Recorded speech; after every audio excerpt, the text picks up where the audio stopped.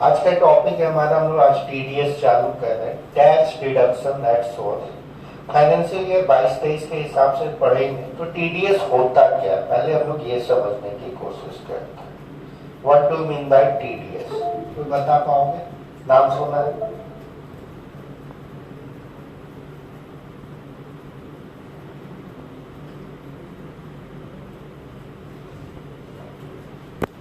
TDS, tax deduction at source.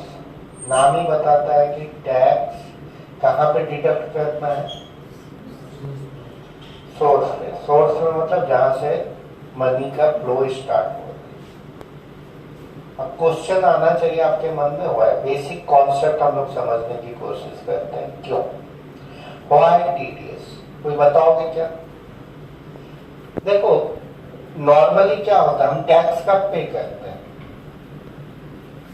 मान लो financial year 21-22 की बात करें, 21-22 मतलब 1 अप्रैल 2021 से लेके 21 मार्च 2022, राइट?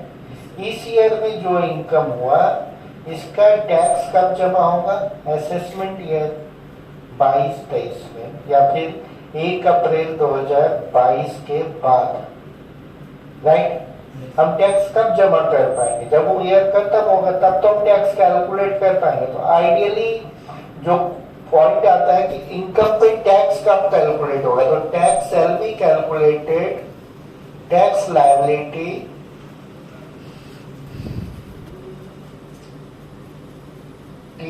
arises after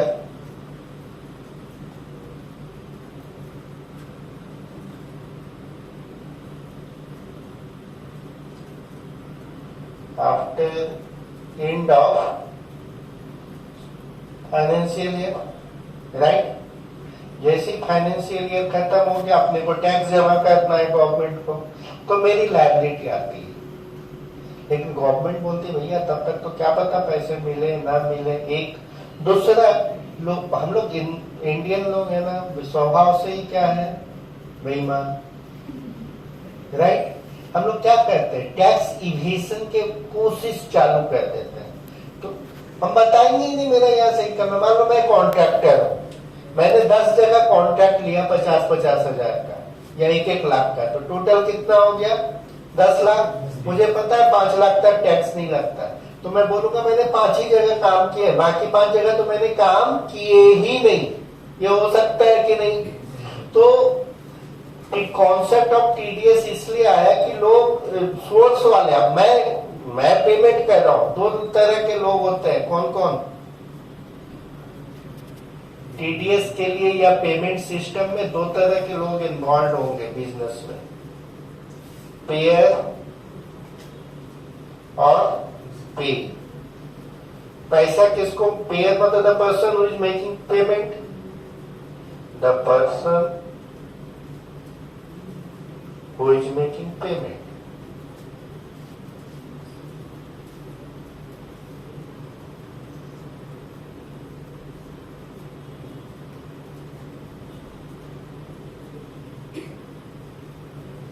जो पेमेंट कर रहा है वो कौन है? पेयर।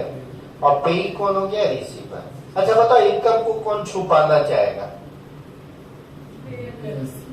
पेई भाई, जिसको पैसा मिला है वो छुपाएगा ना, देने वाला तो ढिंडोरा पीटेगा। हाँ, उसको हम इतना पैसा, गिफ्ट जो मिलता है आप लोगों को तो आप छुपाते हो, लेकिन जो दे रहा है वो तो पूरे दुनिया को दिखाता है कि देखो उसके शादी के लिए हम ये लेके आए, राइट और रॉन्ग? तो छुपाएगा कौन?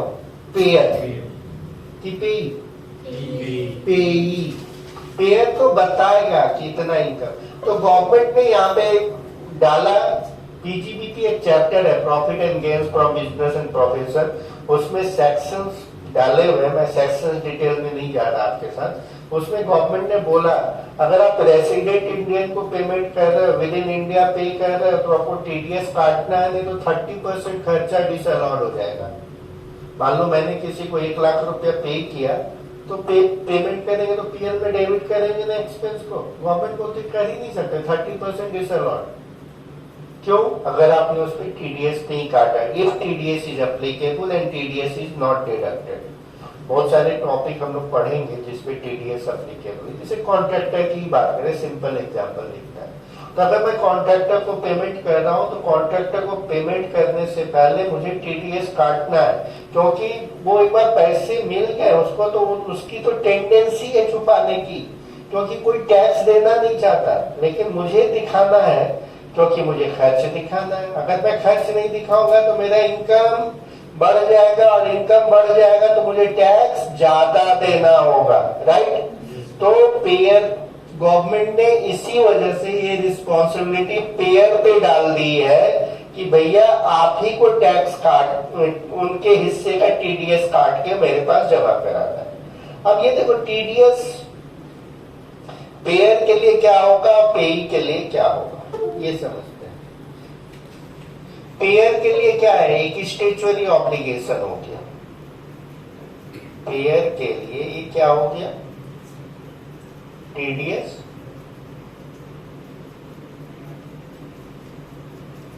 स्टेचुअरी ऑब्लिगेशन, उसको तो काट के जमा कराना ही है। तो स्टेचुअरी ऑब्लिगेशन मतलब लायबिलिटी। अच्छा, अपने पॉकेट से जमा करना है क्या?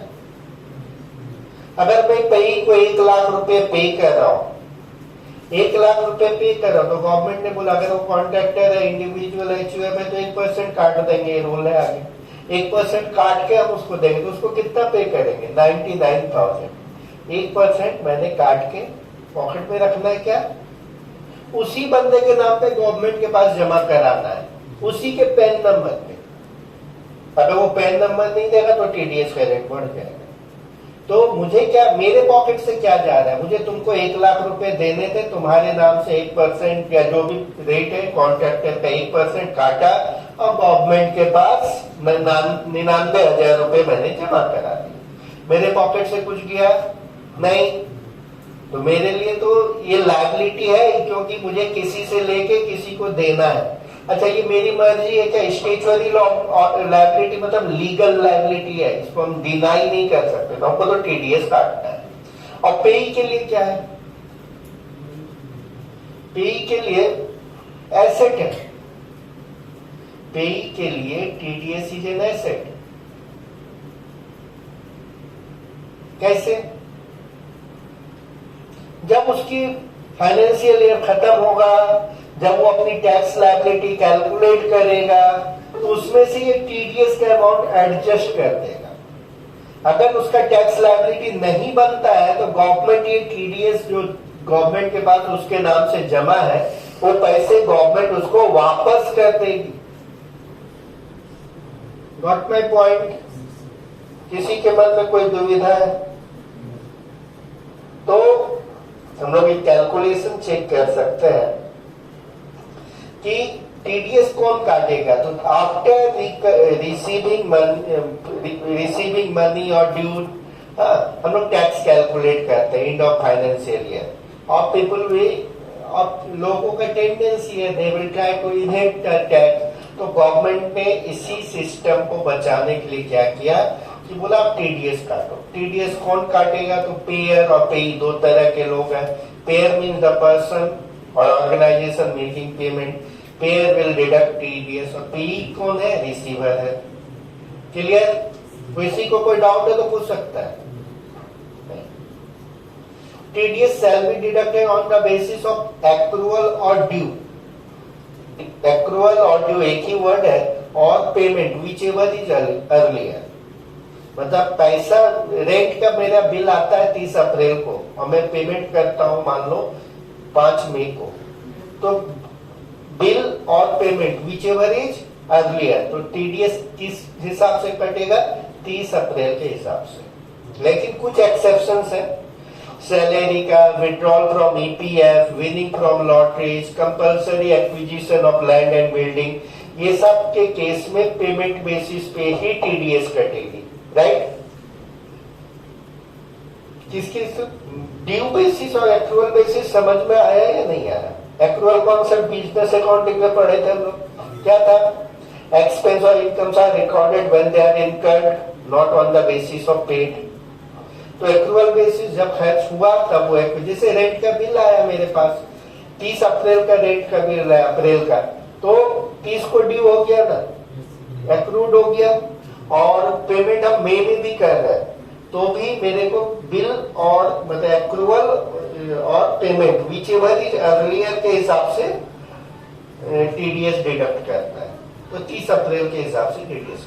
लेकिन कुछ इसके एक्सेप्शंस हैं। एक्सेप्शंस क्या है? Salary, withdrawal from EPF, winning from lottery, इस हिसाब इन सब चीजों का टीडीएस पेमेंट बेसिस पे कटेगा। चलिए, टीडीएस अपने को जमा कब करना है?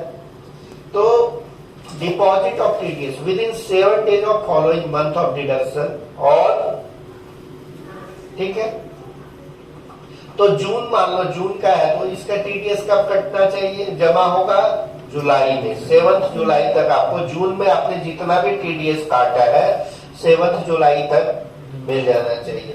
मार्च में आपको 30 days का एक एक्स्ट्रा ग्रेस पीरियड मिलता है उसके बाद, लेकिन बाकी सारे महीने में नेक्स्ट मंथ के 7 days तक आपका टीडीएस जमा हो जाना चाहिए। कटना तो उसी डेट को कट जाएगा।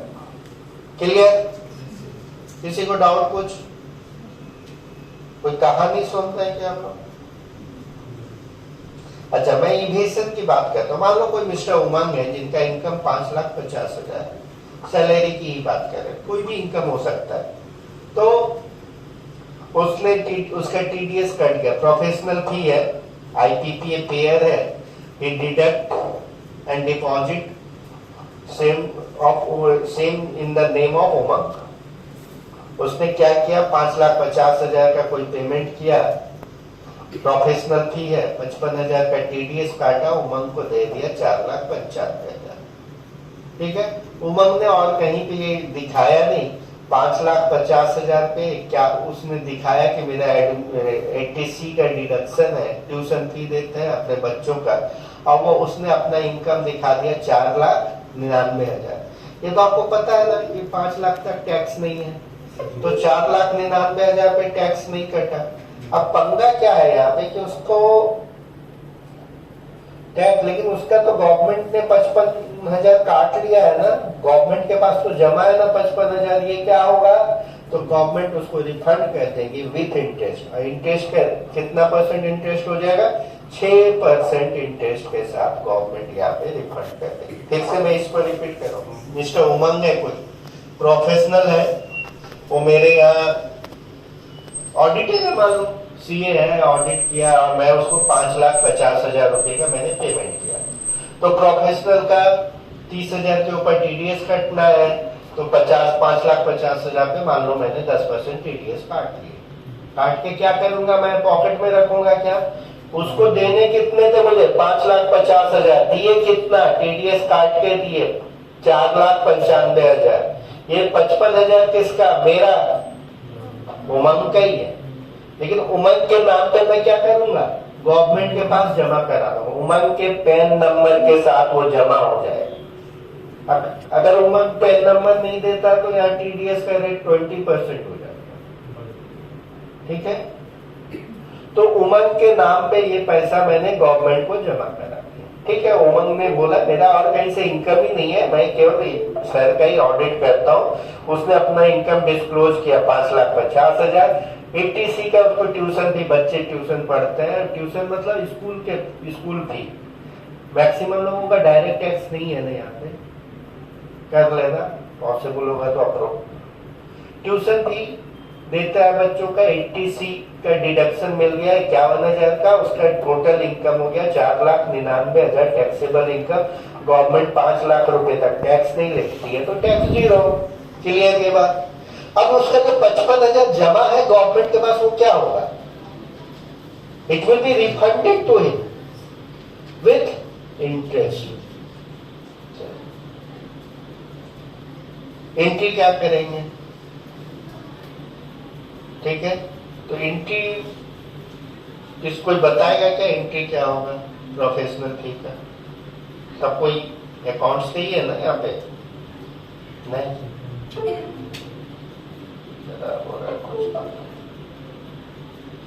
चलो, मैंने उसको क्यों पैसे दिए, किस लिए दिए? टाइम पास, इसलिए उसका ड्यू हुआ। प्रोफेशनल फी मेरे लिए क्या है, इनकम या एक्सपेंस? प्रोफेशनल फी अकाउंट डेबिट, कितने दिए? 5 लाख। Very good. ड्यू किसके नाम पे होगा? उमंग के नाम पे। कितना कहते हैं हम यहाँ पे उसको? 4,99,000। 95,000 मुझे देने ही होंगे, और बाकी पैसा टीडीएस ऑन प्रोफेशनल। ये आप लोग को टैली में जब बताऊंगा तो वहां पे भी आपको ड्यूटी टैक्सेस के ग्रुप में आएगा, और ड्यूटी टैक्सेस मेरे लिए लायबिलिटी ही होता है, ड्यूटीज एंड टैक्सेस। अब क्या करना है? उमंग को पेमेंट करना है, तो Umang account debit to bank. डेट विट ले सकते हो,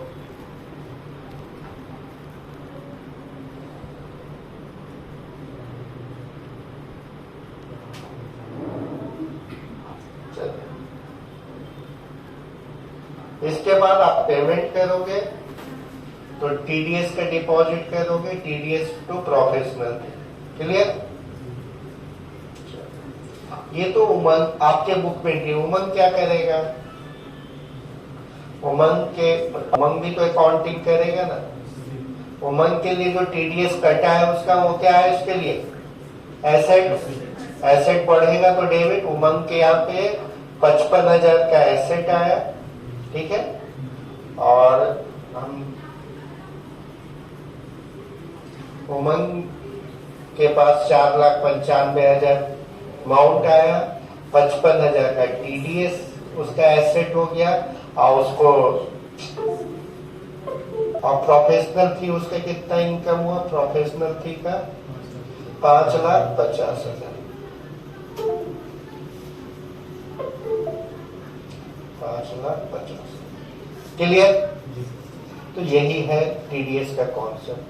चलो, थैंक यू।